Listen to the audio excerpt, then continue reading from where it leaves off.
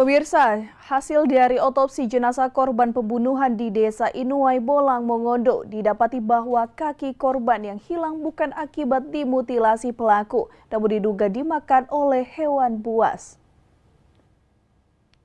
Polres Kota Mobagu terus melakukan tindak lanjut kasus pembunuhan bocah di Desa Inuai, Kabupaten Bolang, Mongondo. Terbaru, pihak kepolisian sudah mengantongi hasil otopsi korban yang dilakukan oleh pihak Rumah Sakit Bayangkara. Kasat Reskrim Kepolisian Resor Kota Mobagu Ibtu Ahmad Pratama mengatakan, dari hasil otopsi tidak ditemukan jejak mutilasi di bagian kaki korban, namun diduga lantaran binatang-binatang buas. Ya, dari Satreskrim Kota Mobagu juga dapat kami sampaikan kepada rekan-rekan sekalian, jurnalis sekalian bahwa hasil otopsi dari kasus pembunuhan oleh tersangka Jemi atau JT ini sudah dikeluarkan oleh Rumah Sakit Bayangkara.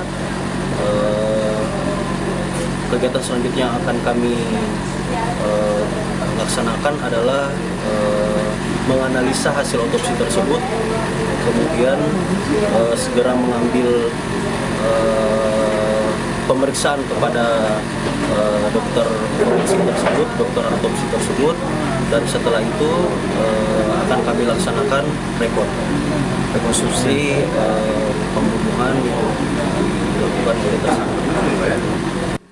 Pratama juga menyebutkan dalam hasil otopsi tidak ditemukan spermatozoa dan diperkirakan tidak ada tindakan pemerkosaan. Selanjutnya pihak Polres akan mencocokkan hasil otopsi dengan keterangan dokter dan pelaku. Regina Mangke melaporkan untuk Kawanwa TV.